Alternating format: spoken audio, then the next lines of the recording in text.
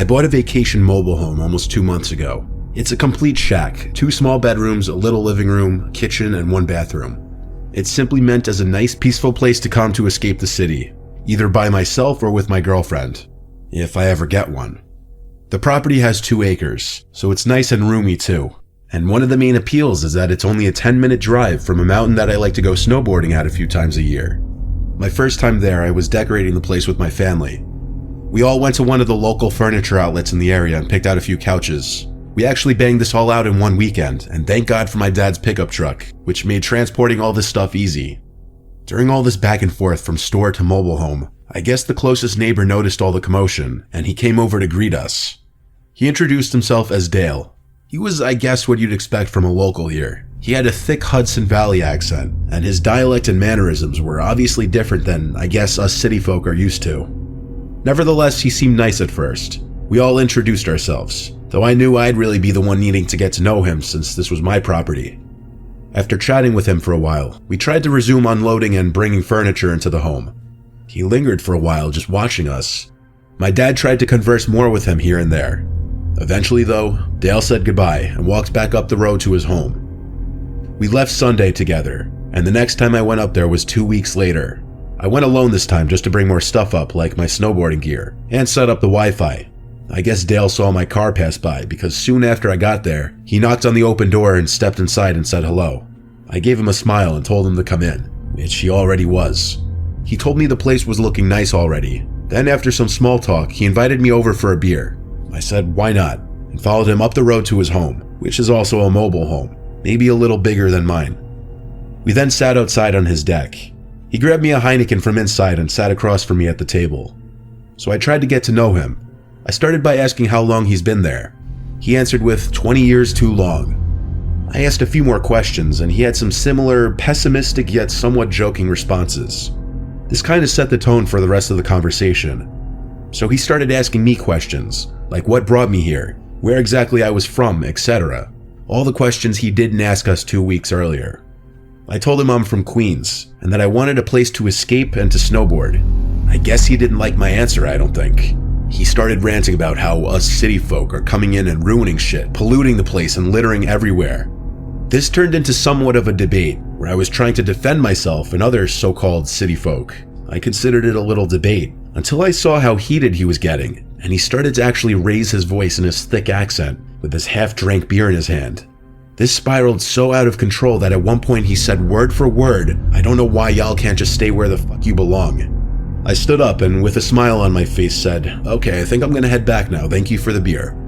He didn't say anything, he just looked down at his beer as I walked away. As I was like 100 feet away from his home, he yelled out, "I'm sorry." I looked back at him and gave him a thumbs up. At the same time, I was horrified that that's gonna be my neighbor here. 20 years alone must have him losing his mind, and maybe he doesn't know how to deal with people anymore. That was the excuse I chalked up for him. But that night, while I was laying on the mattress I had on the floor, watching a movie on my laptop, I heard a voice from outside. It sounded like someone talking to themselves, cursing to themselves. I looked out the window, but I didn't see anyone out there. It was just simply too dark out. The property is big and it's mostly woods, so you could imagine how freaked out I was hearing a voice out there. The next day, Dale knocked on my door again around midday.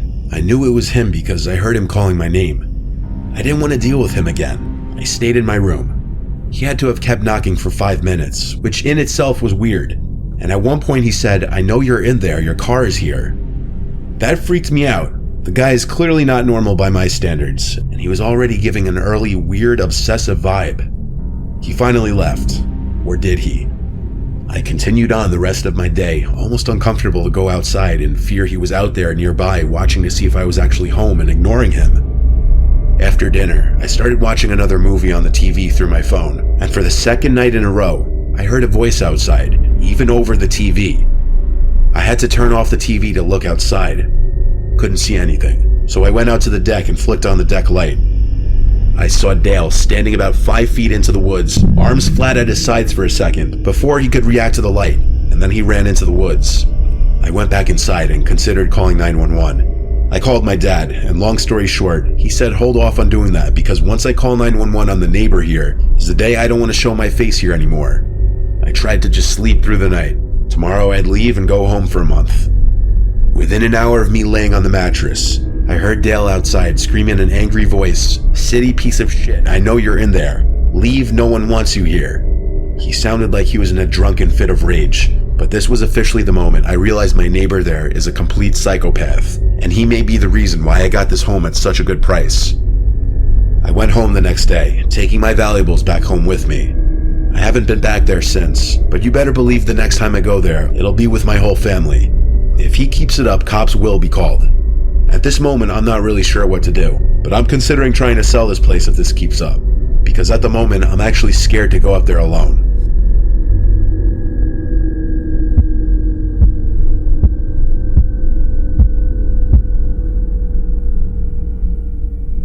My family and I used to live in a rough neighborhood when I was 7.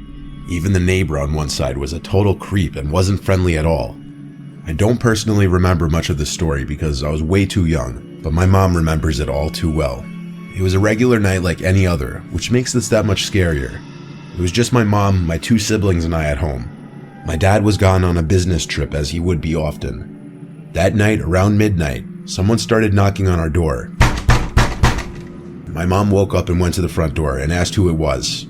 No one answered. She thought that maybe it was some kids playing ding-dong ditch, so she went back to bed. About 30 minutes later, again, someone starts knocking. She gets up and peers through the side window to see if she can spot anyone out there, but nobody is there. In any other neighborhood, this would just be assumed to be annoying kids doing some night ding-dong ditching, but in this area, you could never assume anything but the worst. My mom started to worry, so she went back to her room and grabbed my dad's shotgun, and then she sat in the living room in the dark, waiting. During all of this, she never woke any of us up, as we were all little kids at the time and she didn't want to panic us. Again, while she was in the living room now, there was more knocking. She gets up to peer through the window again, expecting to see someone new, but still no one. My mom begins shouting at whoever it is that she's going to call the cops, and that if anyone tries to come in, she would shoot them. This threat, a legitimate threat mind you, apparently worked because that was the last of the knocking. At some time between then and the police showing up, my mom woke us just to be safe in the case that something bad happened. At about 2 in the morning, the police finally show up and do a quick search outside of our house while we waited inside. After their search, they come in and tell my mom that they had found a piece of barbed wire about 4 feet long next to the front door and asked if it belonged to my mom. She said it wasn't hers and asked why. The cop told her it belonged to whoever was knocking on the door, and that they were likely planning on strangling my mom with the barbed wire when she opened the door to see who was knocking. They said that she was very smart to not open the door to see who was there, otherwise it could have cost her her life. The cops said they'd patrol the neighborhood until morning, and do a thorough investigation once there was daylight. That morning, as they were searching around the house, they found footprints leading around to the back of the house leading to my bedroom window. They had also found nicks in the window sill where the person was trying to pry open the window to break in, but failed.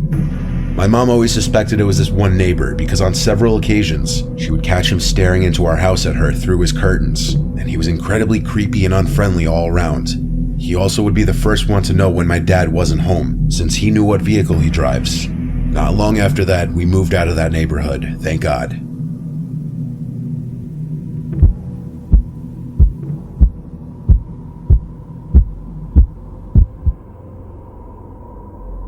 We had a new neighbor move in recently, which at first I was completely okay with because we never really got along with our old neighbors.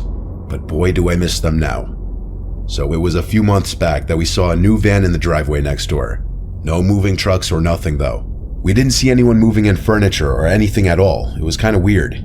To be friendly, my wife and I decided to go knock on the door to introduce ourselves, but no one opened the door, which was also weird because their car was in the driveway.